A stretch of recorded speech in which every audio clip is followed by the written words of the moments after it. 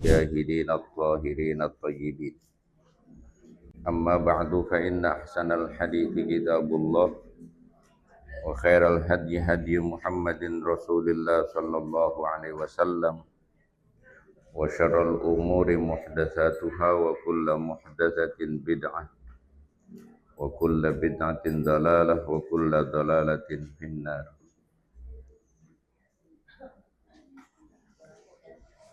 أعوذ بالله من الشيطان الرجيم. بسم الله الرحمن الرحيم. حاميم. تنزيل الكتاب من الله العزيز الحكيم. Inilah Al-Quran, kitab yang diturunkan dari Allah yang maha gagah, yang maha kuat, Al-Qawi bin Niqmah liman la yu'minu bih, yang amat keras siksanya bagi orang yang tidak beriman. Al-Hakimi Al-Mutqini lil umur, yang maha bijak di dalam segala urusan.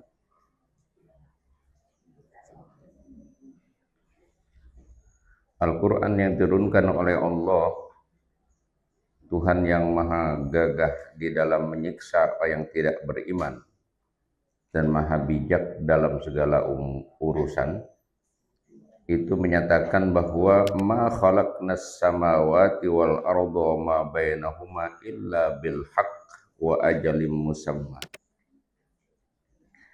Tidaklah kami menciptakan langit dan bumi serta segala yang ada di antara langit dan bumi itu kecuali dengan sebenar-benarnya. Ay illa li ajlil fadli war rahma wal ihsan. Tidak kami ciptakan langit dan bumi dan segala apa yang ada di antara langit bumi itu kecuali karena karunia Allah, rahmah dan ihsannya Allah. Wa ajalim musamma ay wa illa li ajalim musamma. Dan juga tidak kami ciptakan itu kecuali karena ada ketentuan masa yang telah ditetapkan untuk masing-masingnya. Ay illa li waqtin muayyanin li ifna'id dunya. Artinya tidak kami ciptakan itu kecuali untuk waktu yang sudah ditentukan sampai fananya atau punahnya dunia ini. Fa inna ilahun al-alimu fa innahu fa inna ini.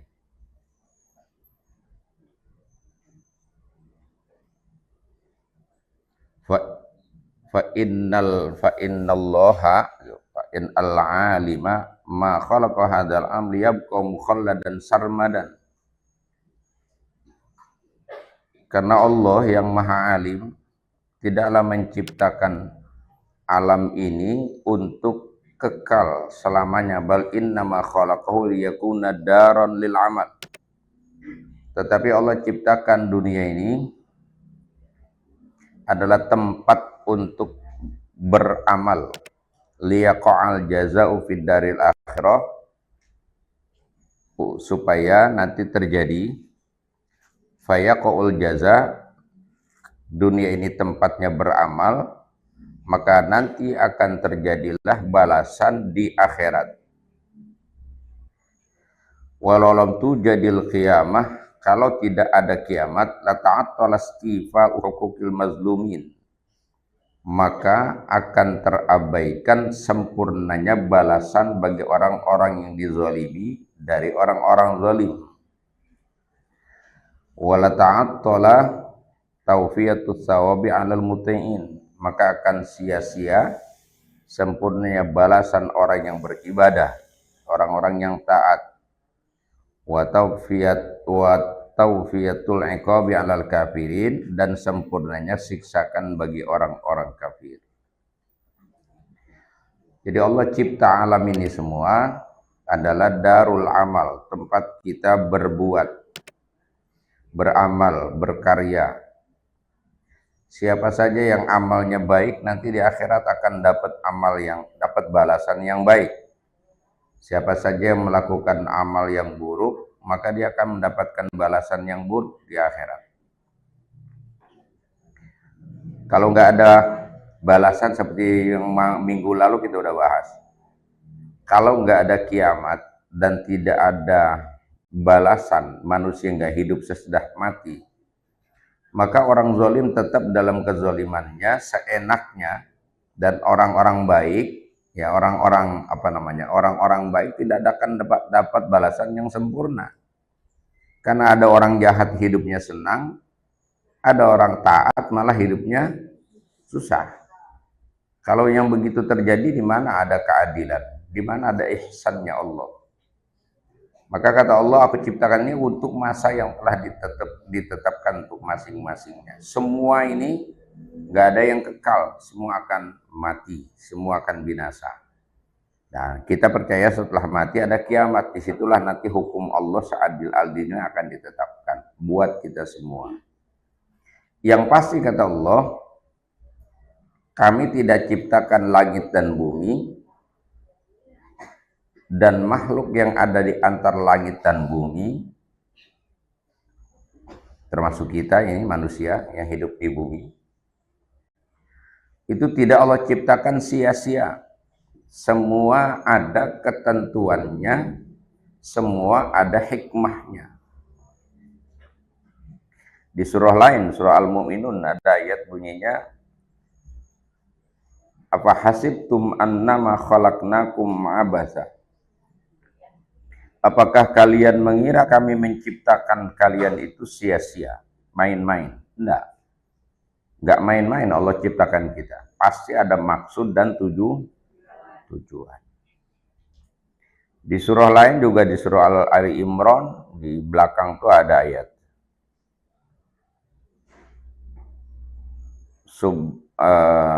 Ayat yang bunyinya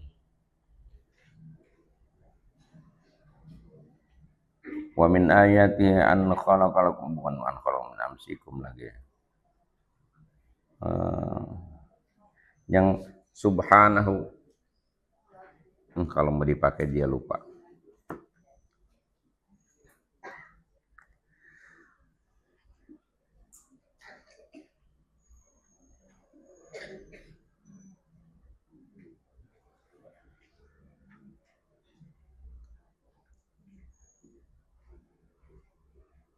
Yang ma khalaqta hada batila subhanaka, bukan. Aduh, apa ya?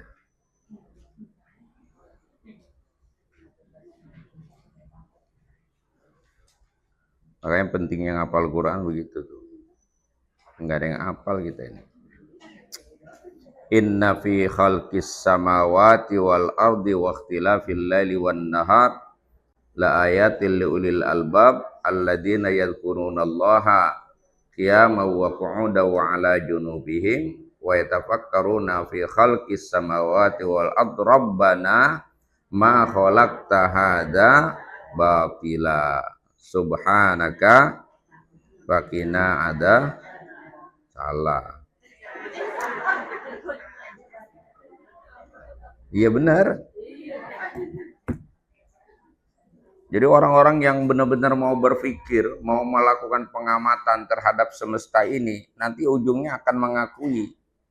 Dia akan katakan, Rabbana ma khalaqta hadza batila. Ya Tuhan, tidak ada yang kau ciptakan itu sia-sia. Makanya kita jangan menyia-nyiakan hidup gitu. Kita suka menyia-nyiakan waktu, menyia-nyiakan umur, menyia-nyiakan kesempatan. Kesempatan kita ibadah banyak nggak? Tapi tanya, ibadahnya banyak nggak? Enggak. Disuruh zikir malah ngomongin orang.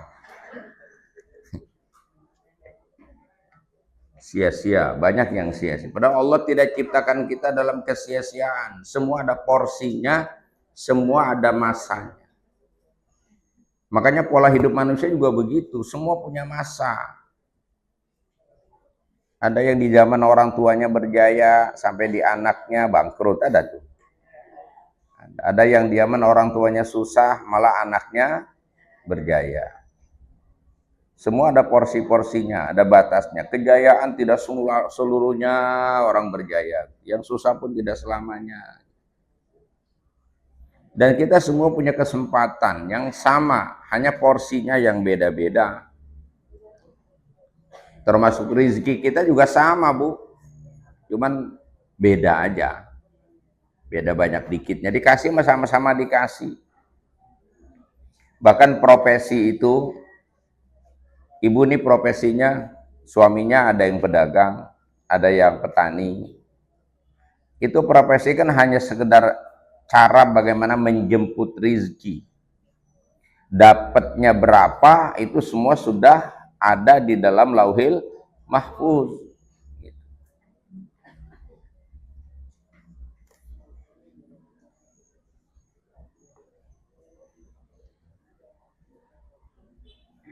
Jadi Allah nyatakan di ayat ini bahwa Allah tidak ciptakan kita ini main-main. Allah tidak ciptakan kita ini sia-sia. Semua ada maksud dan tujuannya.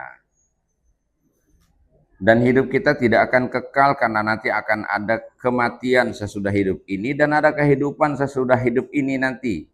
Nah, hidup kemudian nanti itu sangat bergantung dengan apa yang kita lakukan hari ini. Itu kesempatan hidup yang sebentar ini. Kemudian ayatnya walladzina kafaru amma undiru mu'ridun. Sedangkan orang-orang kafir itu berpaling dari apa yang diperingatkan kepada mereka. Ai khuwifu bihi mimma fi yaumil qiyamah. Artinya apa yang diperingatkan bahwa kalau kalian ingkar nanti akan mendapatkan balasan buruk dari Allah. Kalau kalian beriman maka kalian akan mendapatkan keuntungan dari kebaikan yang kamu lakukan. Makanya Nabi selalu disebut dengan sebutan basyiron wa nadhira. Nabi itu pemberi kabar gembira bagi yang beriman akan dapat sorga. Memberikan kabar peringatan yang menakutkan bahwa orang kafir akan masuk neraka. Begitu. Nah kalau orang beriman dikasih tahu dikit aja udah paham. Nih, kayak yang saya hadapin nih, paham banget nih. Udah paham kalau nanti ibadah, ya ibadahnya rajin, sikap hidupnya sabar, banyak syukur, banyak sabar, taat kepada Allah. Yakin gak akan dapat surga? Yakin. Yang begini mah alhamdulillah. Yang dibilang sama Allah kan yang brengsek itu walladzina kafaru mu'riduna amma undiru. Orang-orang yang ingkar, yang suka ngebantah itu selalu berpaling. Fala yu'minuna bihi, enggak percaya dia. Dikasih tahu ada kiamat enggak percaya. Ada pembalasan, masa orang mati hidup lagi. Enggak percaya dia. Sehingga orang-orang yang tidak percaya dengan hari pembalasan, hidupnya itu tanpa batas akhirnya. Nggak pakai rem. Karena nggak mikirin bahwa kalau mati bakal hidup lagi, nggak. Dia nggak percaya. Yang dia tahu hidup itu sekarang. Mau senang ya senang sekarang. Susah berarti susah sekarang. Maka bagaimana cara keluar dari kesusahan? Segala cara mereka lakukan. Walaupun dengan kezoliman. Menindas orang, berbuat jahat. Ya untuk mencapai keinginan mereka. Kalau kita nahan diri, kita mau senang, kita tahu semua kita pengen senang. Ya, tapi kalau kita senang dengan cara yang salah menurut Allah, jalan yang tidak benar menurut agama, kita nanti akan diseksa di sana. Yang di sini belum tentu dapat, malah di sana nanti diseksa, kan rugi. Gitu. Sehingga orang beriman itu lebih bersifat apa? Sabar menghadapi kesulitan. Kita berusaha, nih juga makna sabar orang-orang sebelah suka salah paham. Orang Islam disuruh sabar mulu, berarti kita harus pangku tangan. Yang tertindas diem aja, yang susah nggak usah. Lu salah ngomongnya. Sabar itu bukan berarti ditindas diem aja. bukan berarti susah meneng aja. Sabar itu adalah menyikapi apa yang sudah terjadi. Itu sabar. Apa yang sedang terjadi, apa yang sudah terjadi, kalau dia baik kita syukur. Kalau yang terjadi buruk, maka kita sabar, tahan diri maksudnya, begitu. Bahwa setelah itu, kalau kita susah, kita ingin berubah menjadi luas, sempit pengen jadi luas, susah pengen jadi mudah, ya semua orang tahu, dia harus berusaha. Sabar bukan berarti udah miskin diem aja nunggu dibagi orang. Itu bukan sabar, males.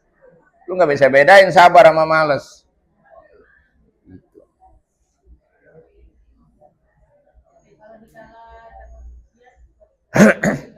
Iya, kalau dalam ujian sabar. Diuji apa ujinya? Ujian kan ada dua. Ada ujian bentuknya baik, ada ujian bentuknya buruk. Semua hidup ini ujian, semua isinya. Nggak ada yang nggak diuji nih, semua diuji. Yang dikasih banyak juga diuji syukurnya, yang dikasih dikit diuji sabarnya. Semua dalam ujian. Cuman kita nyadarinya kalau susah doang. Kalau lagi susah sadar lagi ujian gitu. Padahal semua diuji kita. Kata yang punya suami jelek, ngelihat orang yang punya suami tampan, kata dia enak banget dia mah itu. Kayaknya serasi banget, kayaknya bahagia hidupnya, kayaknya kan kata dia begitu. Padahal mano yang punya laki cakep, itu artinya lagi mongsang-mangsing, dia kagak tahu. Lagi khawatir aja, lagi takut aja lakinya diambil orang gitu ya. Lah lempengan itu tuh yang punya suami jelek kan hidupnya lebih nyaman sebenarnya karena nggak perlu khawatir dia.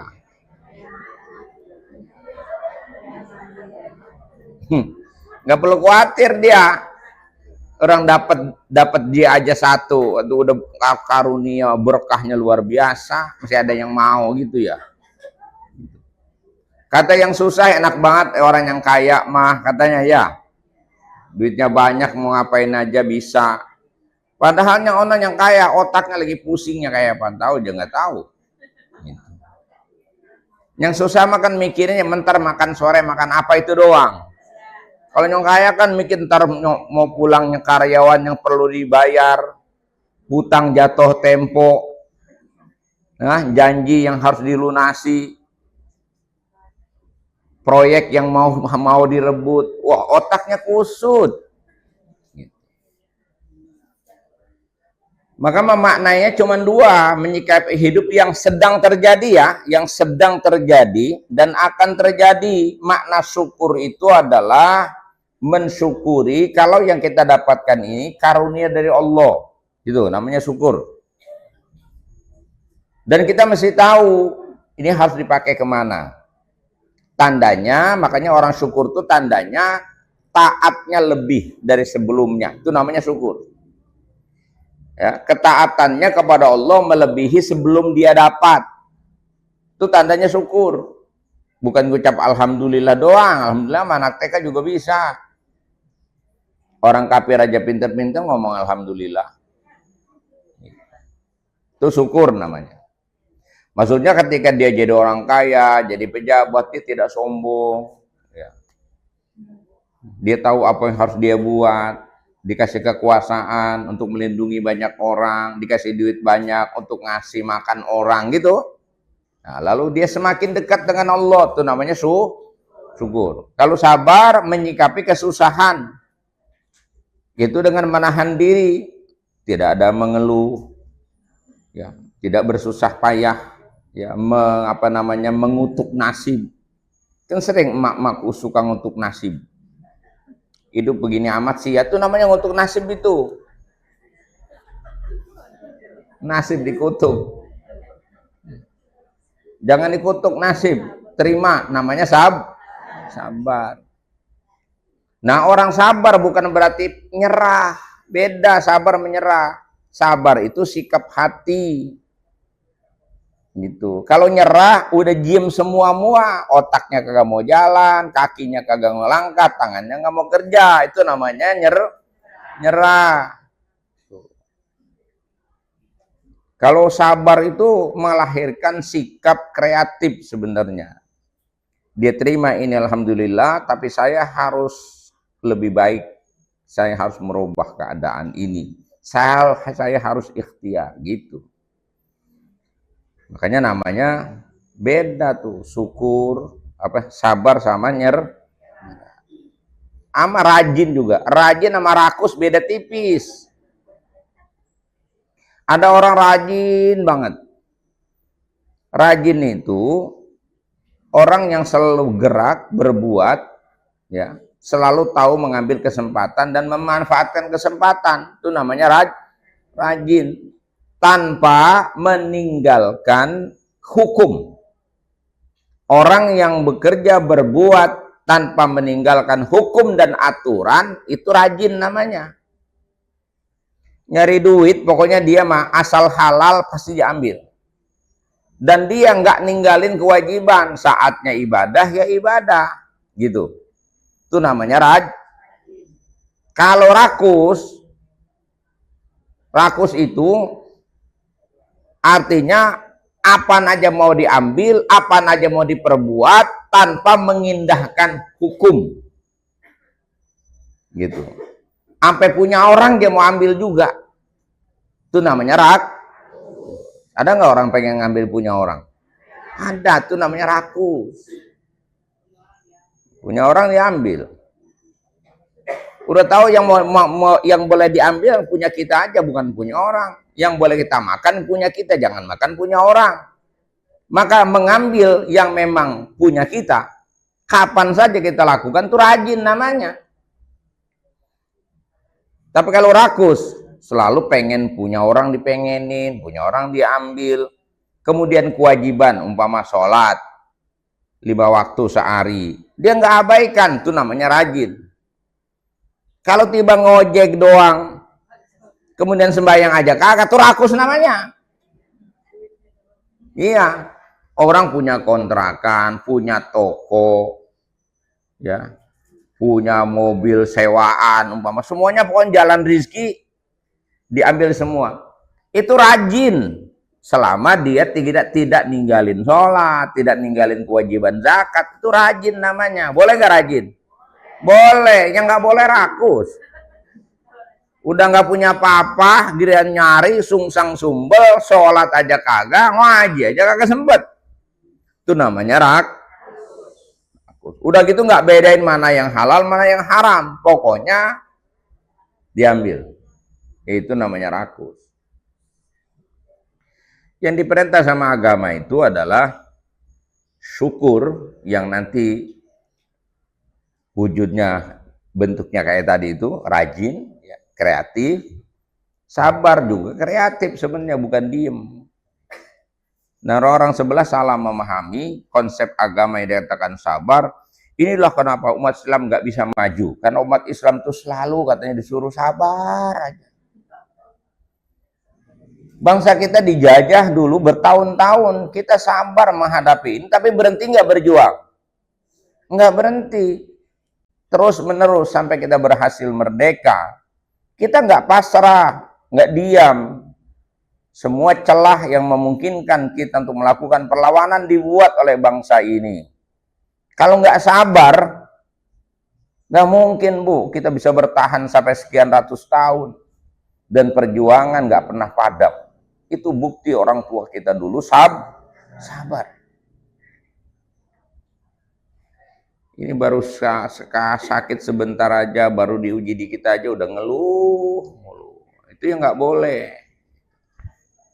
Dan kita kembali ke ayat. Jadi Allah Subhanahu wa Ta'ala sudah memperkenalkan di awal ayat ini, Dia maha kuat, maha gagah untuk menyiksa yang tidak beriman, untuk mengazab yang tidak beriman.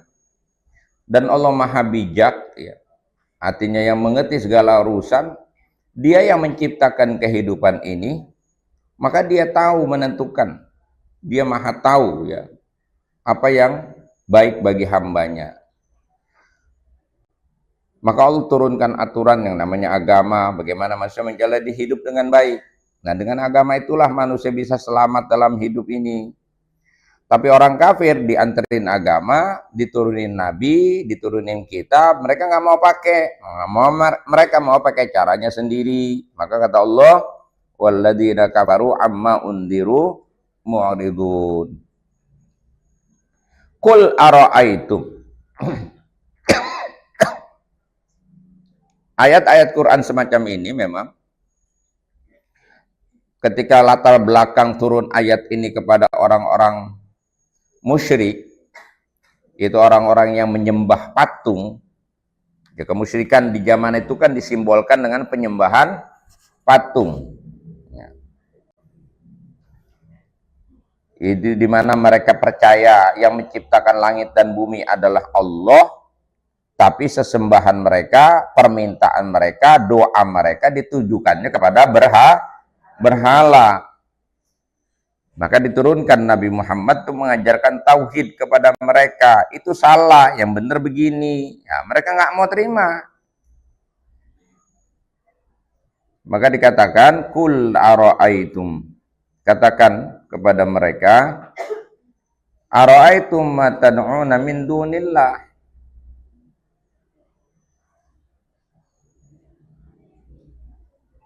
Apa artinya situ? Katakanlah, akhbirni, ya, terangkan kepada ma tad'una min dunillahi, tentang sesembahanmu selain akhbiruni ma ta'budun. Beritakanlah atau kasih taulah sesembahanmu selain Allah. Aruni madza khalaqu minal ard. Perlihatkan kepadaku apa yang mereka cipta dari bumi ini. Ini bumi udah ada nih, kita tempatin. Itu yang dicipta sama patungmu yang mana? Gitu. Bagian bawah, bagian atas, bagian tengah, bagian pinggir, apa bagian mana? Ini bumi ini yang dibuat sama Tuhanmu tuh, yang kamu sembah tuh patungmu gitu. Yang kamu minta kalau lagi kesusahan minta sama dia, minta tolong sama patungmu. Ini bagian bumi mana yang dicipta oleh Tuhanmu mana coba? Gitu. Ini kan maksudnya begini, Bu. Orang saat itu dikatakan jahiliyah geblek banget itu. Lu kok patung disembah gitu loh. Batu yang gak bisa ngapa-ngapain. Ibu tahu kan batu kayak apa batu? Kalau ibu nggak geser dia bisa pindah nggak tuh batu? Maka ini kan udah sebenarnya pertanyaan ini Allah sampaikan kepada mereka itu udah benar-benar pada titik yang paling nadir, titik yang paling rendah pada logika manusia. Kalau kau sembah itu patung itu, emang patungmu bisa apa? Ini bumi yang kau tempati, mana bagian bumi yang dicipta oleh Tuhanmu? Kalau kamu sembah dia pantas nggak nyembah sesuatu yang nggak berguna gitu. Kan diajak berpikir sebenarnya ini. Ini nenek-nenek paham nggak saya? Ibu kalau percaya sama dukun dah, sekarang saya mau balik ke dukun aja dah biar ngerti. Kalau sekarang kagak ada yang nyembah patung, semoga ibadahnya sholat 5 waktu pasti itu. Tapi kalau dagang kan suka minta sama mbah gitu. Kalau pengen kaya ke rumah mbah gitu. Hah?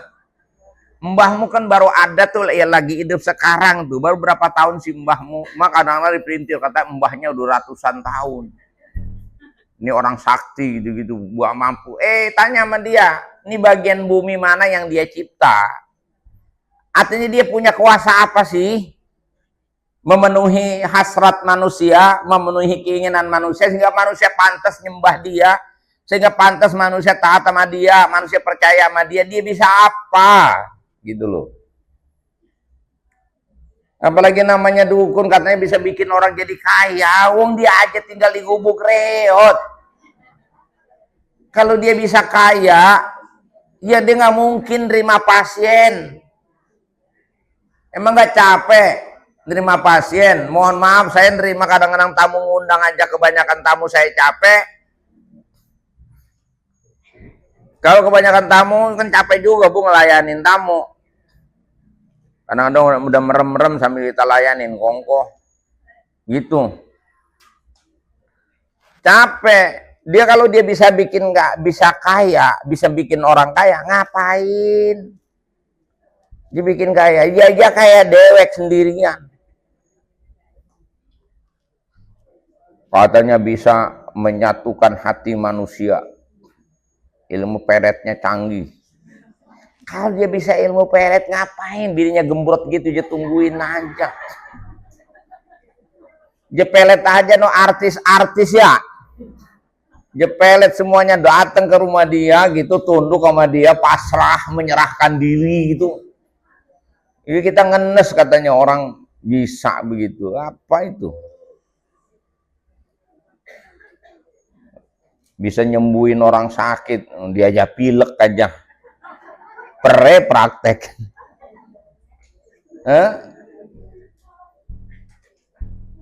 Masih aja ada yang percaya begitu, masih Bu. Ada nggak yang begitu masih? Yang di mana-mana lah, yang di sini saya mohon jangan dah.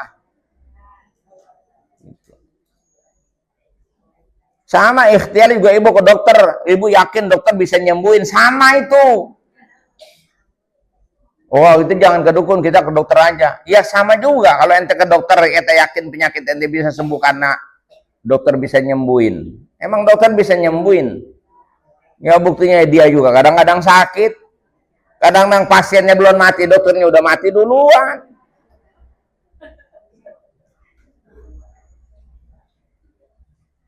Dokternya ngasih aturan, nih pasien obatnya ini, sakitnya ini, obatnya ini, pantangannya ini, nggak boleh itu. Diturutin sama pasiennya. Begitu pasiennya balik, ntar sebulan balik lagi kemarin, pas balik dia pelangnya udah turun. Tanya kenapa ini? Mati. Dokternya udah mati. Dia yang tahu urusan nggak boleh ini, nggak boleh itu, mati.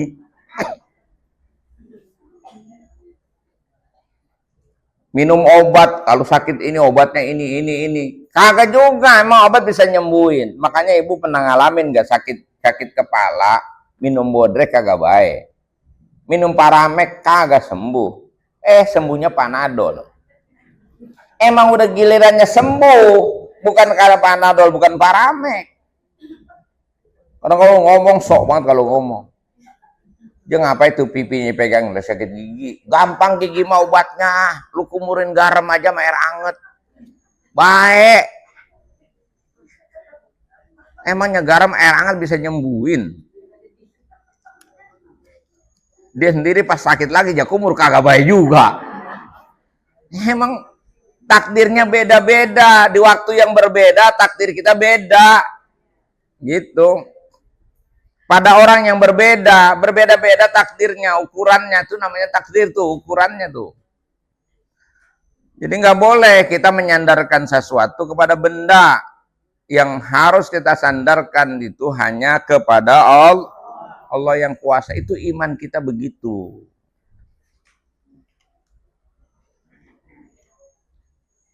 Maka saya mah nggak pernah takut sama dukun. Dukun sakti, saya paranin.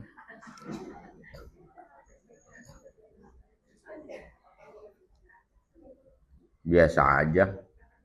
Dia kalau bisa nyabut nyawa orang, semuanya dicabut-cabutin tuh. Ya tetangganya pada hidup aja. Ya. Iya. Kata saya kalau bisa nyantet tuh santet no Donald Trump. Ngapa tanggung-tanggung lu nyuruh santet tetangga lu? Tetangga lu biar jelek-jelek juga masih kadang-kadang punya kebaikan. No Donald Trump yang suka ngomporin, ya, yang jahat begitu, yang mendukung Israel. Lu santet tuh satu kalau bisa. Sakti dari mana? Donald Trump masih hidup aja. No, Benjamin Netanyahu lu santet. Gitu ya. Kebohong Bu, gitu-begitu mah bohong. Cuma ditakut-takutin aja, gayanya serem. Pakai rambut lah diaud-aud. Pakai baju lah serem gitu, gaya doang buat nakut-nakutin. Karena kesannya kalau udah begitu kan angker tuh. Itu kan membangun yang namanya sugesti. Orang kalau udah percaya gitu kan pengaruhnya kuat. Namanya sugesti. Di sono makan belimbing besi, di sono yang ciplak, di sini yang netes. Itu sugesti begitu.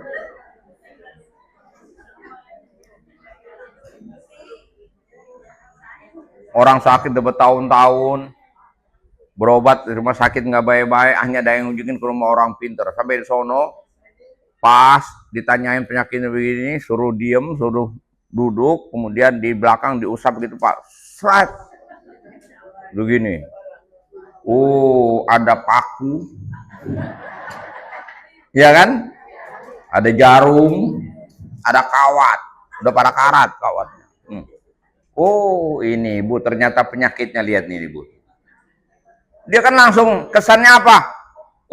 Pantesan. Gua nggak bisa tidur, sakitnya kayak apa? Dan sekarang udah di tangan dukun kan? Oh, berarti biang penyakitnya udah hilang, terbangun sugesti bahwa penyakit dia nggak ada. Ketika sugestinya terbangun, biang penyakitnya sudah dicabut, berarti di tubuhnya udah nggak ada penyakit. Berarti dia saya sehat, sugestinya saya sehat, gitu. Itu doang yang mau dibangun sebenarnya. Gue ngapa ngajarin beginian sih? Ini jangan pada ketipu, maksudnya itu doang. Pada main dukun mulu, kesel banget, nggak tahu. Kirain ke rumah Ustaz tidak doain, dukun minta berapa aja dia kasih. Ntar kalau pulang tambah yang motong kambing hitam, yang kakinya hitam, semuanya hitam, ayam selasi. Iya, itu baru binatangnya buat korban, belum buat dukunnya sekian gepok, diturutin. Yang ke rumah Ustaz minta air diobatin, diobatin. Mana baca Fatihah pakai nahan napas lagi, Bu. Coba kalau nahan napas sampai nggak balik mati tuh Ustaz. Nah, wiridan kan kudu nahan napas. Emang kalau orang minta air kagak nahan napas, Ibu kata. Emang dari guru ajarannya begitu. Kan nahan napas kita juga, Bu. Tiup dah, tiup. Biar sembuh aja. Pas pulang dibuka amplopnya gocap. Bilang dukun minta 50 juta utang pinjem jalakonin.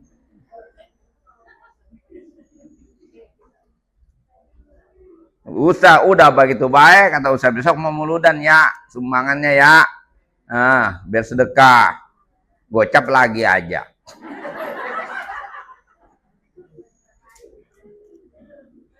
Bilang dukun minta apa aja dikasih. Mau naik pangkat, naik jabatan, ada saingan. Ini saingannya ini. Coba fotonya bawa kemari. Wah, kan membangun sugesti doang, fotonya dibawa. Udah beres. Ente nanti kamu yang akan kepilih. Ntar di sini Abah yang ngolah. Wah. Bakal gak diapa-apain, ngolah apaan dia ngapain? Dia kan butuh makan, butuh tidur, butuh kawin sama bininya, kapan yang ngolah coba.